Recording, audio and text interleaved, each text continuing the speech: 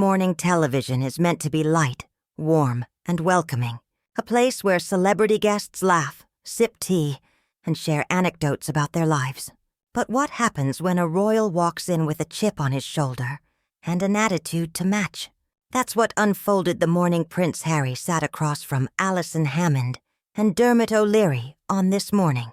What was meant to be a polished promotional appearance quickly spiraled into one of the most heated confrontations in daytime television history. Harry's sharp tongue, Dermot's growing frustration, and Alison's desperate attempts to keep the peace turned a routine interview into an unforgettable showdown that ended with Harry storming off set. The studio carried its usual buzz of energy as the cameras rolled. Alison Hammond greeted viewers with her signature cheerfulness, flashing her famous smile. Dermot adjusted his notes, his calm, professional tone setting the stage. "Good morning, everyone. Today we have a very special guest joining us," Alison announced brightly.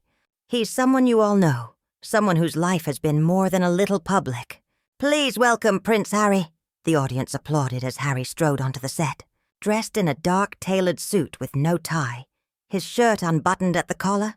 He gave the crowd a small wave, but his tight jaw and furrowed brow suggested he hadn't come to play nice.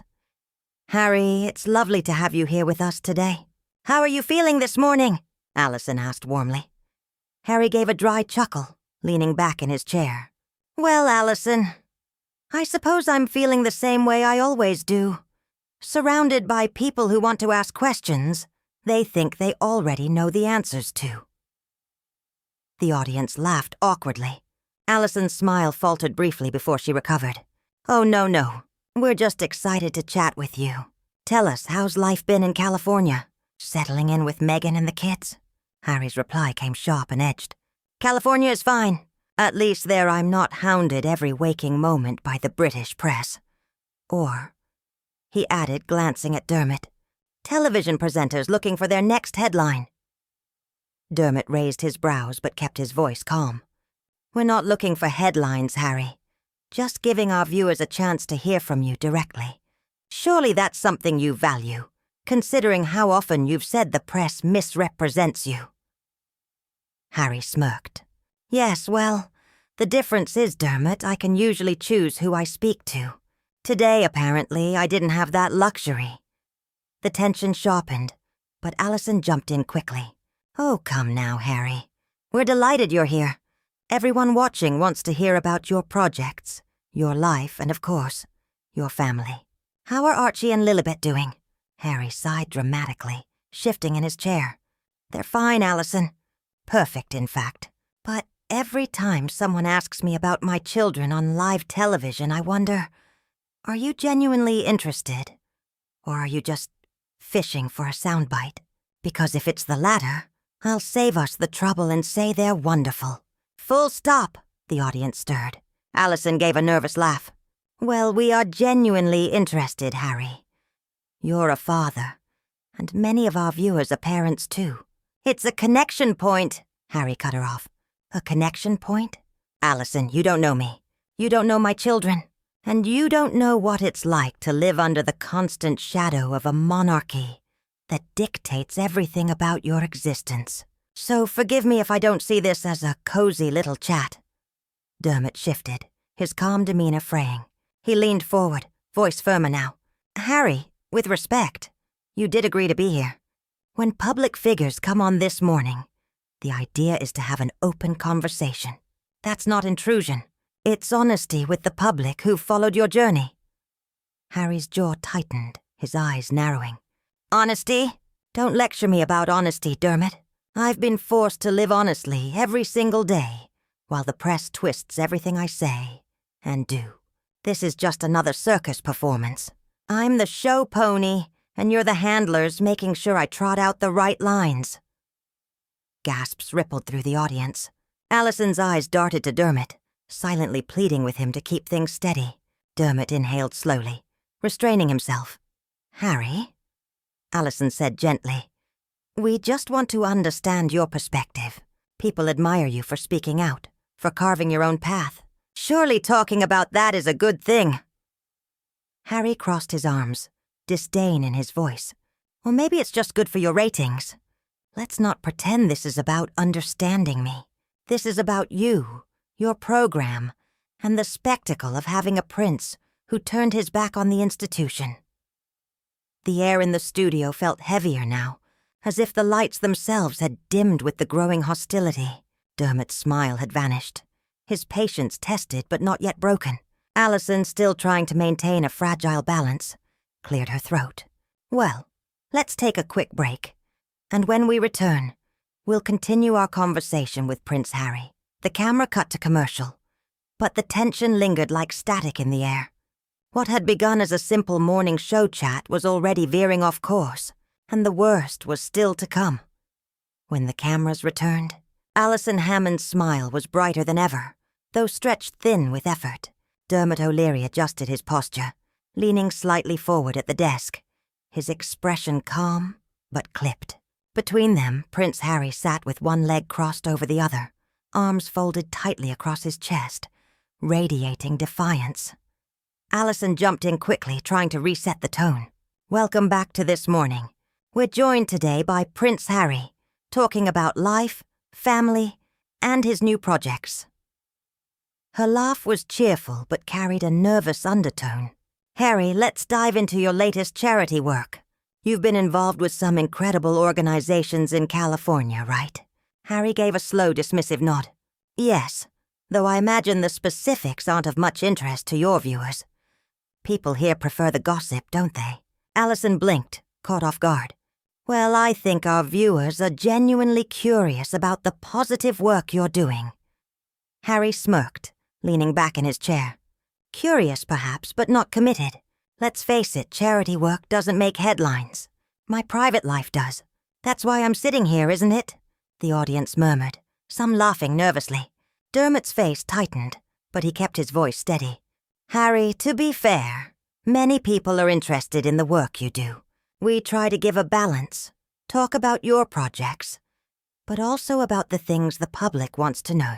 That's the nature of live television, Harry scoffed. Balance? No, Dermot. Balance would mean focusing on substance, not trying to trip me up with questions about my wife and children. Dermot inhaled slowly, his patience thinning. I don't think asking about your family is tripping you up, Harry. It's something viewers relate to. You've often spoken about wanting to be a good father. That's something people admire. Harry's laugh was sharp and humorless. Admire or scrutinize. Every word I say about my children is dissected, analyzed, twisted into something else. And now here you are, playing the same game.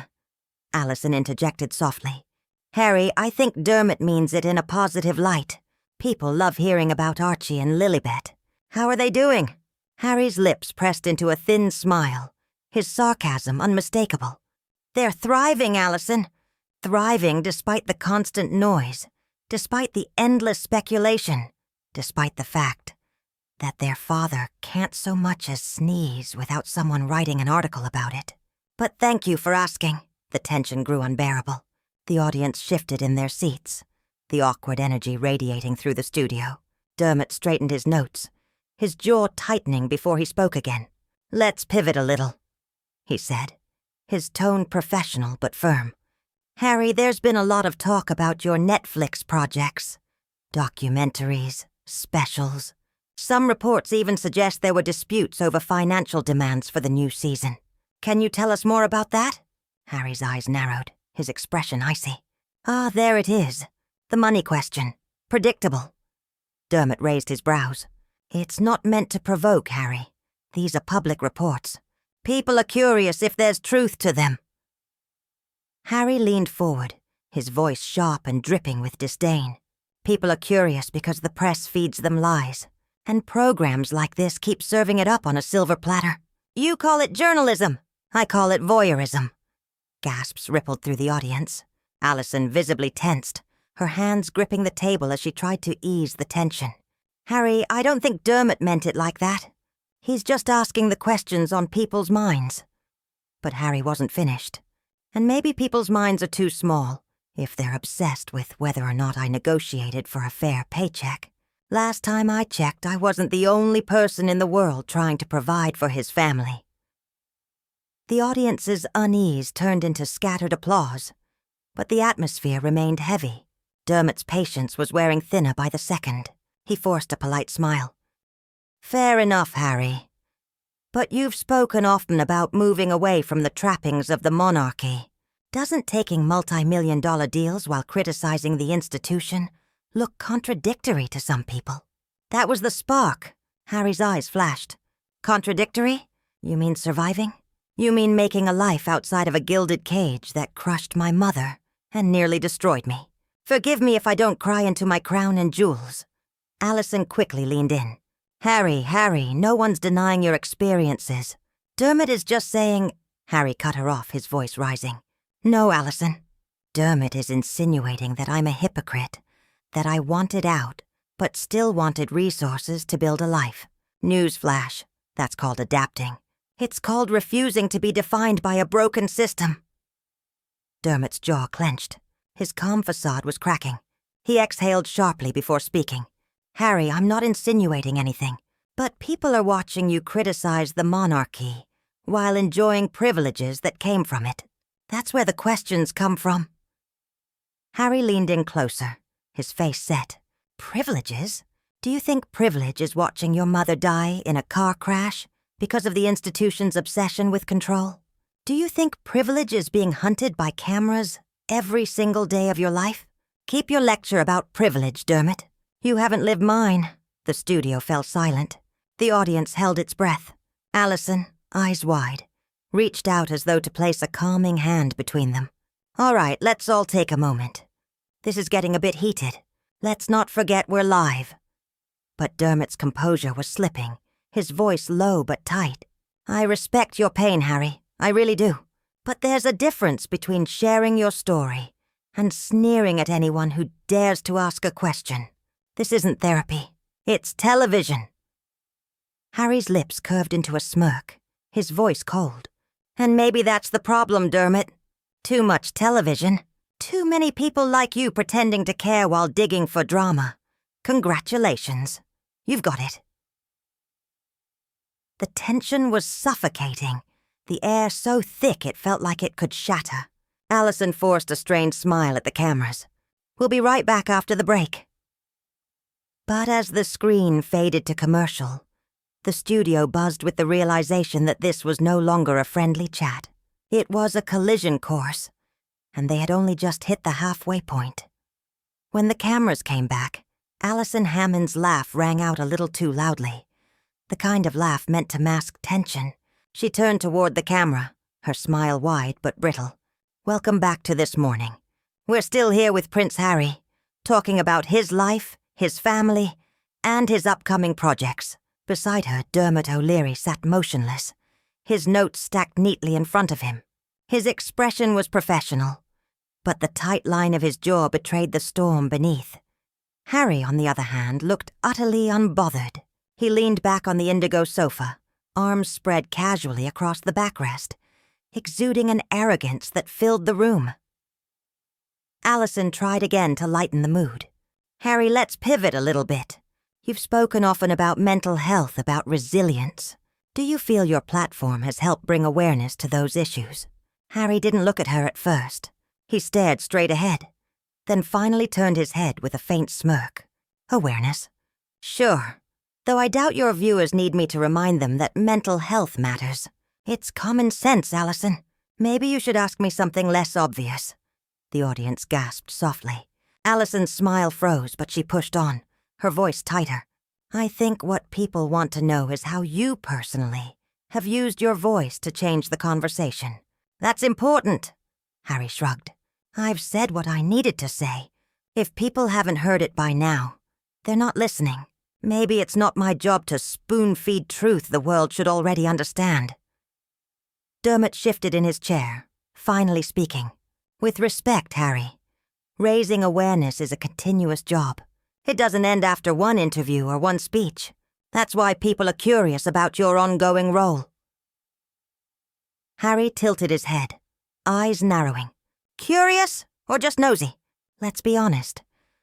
Most of the time, these questions aren't about solutions. They're about keeping me on the defensive. And frankly, I'm tired of it. The atmosphere thickened again. Allison nervously reached for her water glass, buying time. Dermot, however, was growing less patient. He leaned slightly forward, his voice measured but pointed. "All right. Let's address something more specific then," Dermot said, his gaze steady. "There's been a lot of public speculation about your relationship with your brother, Prince William. Many people wonder if reconciliation is possible. Do you see that happening in the future?" Harry's smirk vanished, replaced by a glare. "Speculation, speculation, speculation. That's all people ever want? William lives his life. I live mine. I don't owe anyone an update on our family chats or lack thereof." Dermot nodded calmly. "But you've chosen to speak publicly about those family tensions before. So it's natural people ask where things stand now." Harry's voice sharpened. "Natural? No, Dermot. Voyeuristic. People want drama, not truth. The truth is, my brother and I are different men with different paths." "End of story." The audience stirred. Allison interjected quickly. "But Harry, don't you think people root for you two, too?" Harry cut her off, his tone icy. "People root for what makes them feel better, not what's real. If they want fairy tales, they can turn on Disney+. This is my life, not their bedtime story." The air crackled with tension. Dermot's patience was slipping. He glanced at Allison, then leaned forward again. "Fair enough. But when you release books, documentaries, and interviews that bring those private tensions into the public domain, surely you understand why people follow up." Harry gave a short, bitter laugh. "Of course you'd spin it that way. Always the same logic. I tell my story and suddenly I'm accused of oversharing. Yet the palace feeds the press daily and nobody calls them out. Hypocrisy at its finest." Allison's smile was slipping, her voice quieter. "Harry, I think Dermot just means—" Harry cut her off again. "I know exactly what Dermot means. And maybe he should admit what he's really saying. That it's fine for the palace to control the narrative, but not fine for me to speak my truth." The audience buzzed uneasily. Dermot's jaw tightened, his voice calm but edged with steel. "Harry, what I'm saying is simple.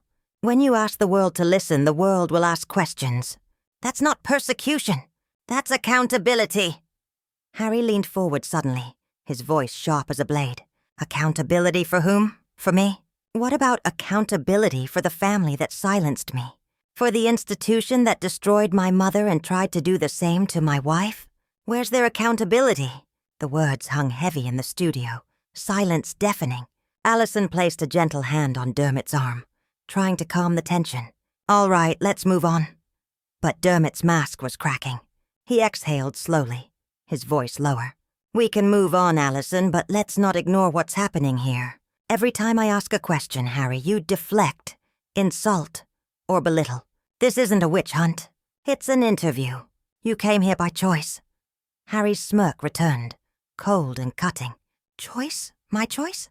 "Hardly. These interviews are just part of the circus. And you, Dermot, are one of the ringmasters." That was it. The spark lit the fuse. Dermot leaned forward, his tone even but no longer patient. "I've interviewed politicians, celebrities, grieving parents, people under immense pressure. Never once have I been treated with the disdain you've shown today. It's not strength, Harry. It's arrogance." The audience gasped. Allison jumped in, frantic. Okay, let's just take a breath. We don't want this to get out of hand." But Harry only smirked wider. "Arrogance, Dermot? Or just honesty? I don't sugarcoat for people who don't deserve it."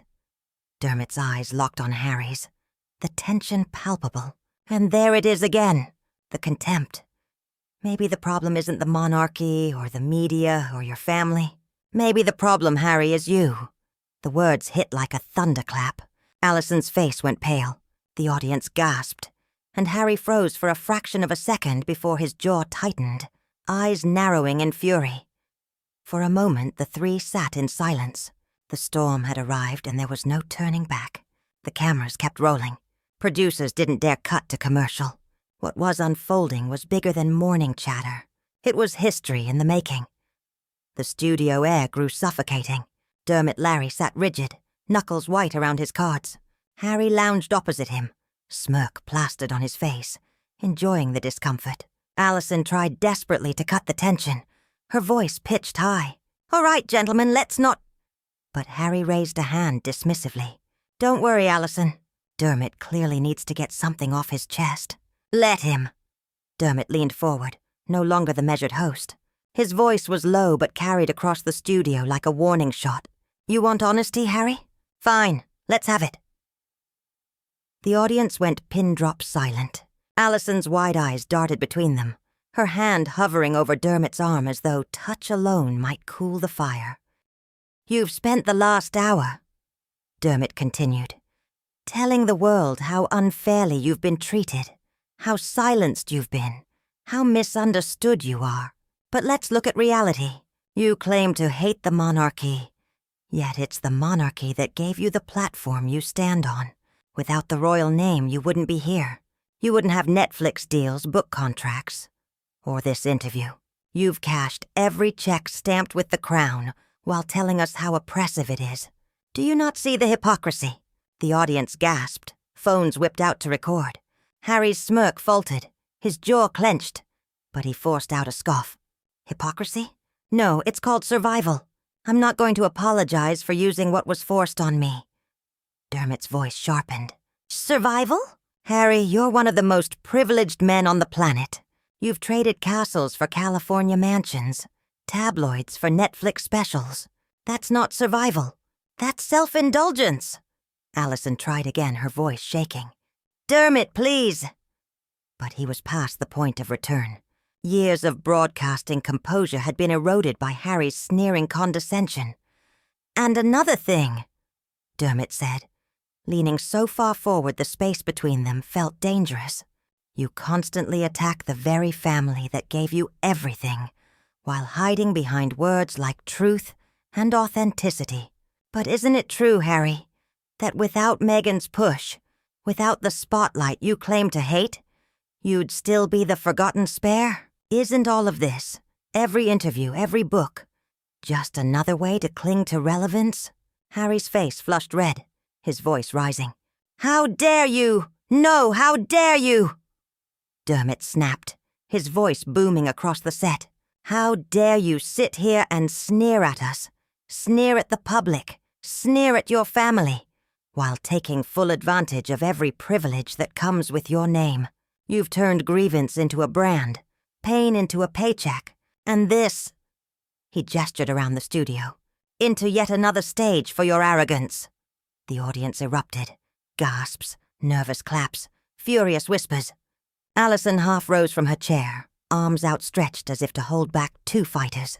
"Please, let's not—" But Harry shot to his feet, his chair scraping across the floor, his voice cracked with fury. "I don't have to take this. Not from you. Not from anyone. You think you know my life? You know nothing. You sit here with your smug questions pretending to be fair when you're just another cog in the machine that's tried to destroy me and my wife." Dermot stood too, chest heaving, his voice ice cold. "If you can't answer fair questions without insults and tantrums, then maybe you shouldn't come on the show at all." Harry's fists tightened at his sides. For a moment, the audience thought he might lash out. Instead, he jabbed a shaking finger at Dermot. "You'll regret this, both of you. Everyone will see how you've treated me. This is an ambush, pure and simple." Dermot didn't flinch. He turned to the cameras. "Ladies and gentlemen, I want to apologize. This is not the conversation we intended. We respect our guests, but respect is a two-way street, and I cannot in good conscience continue this interview."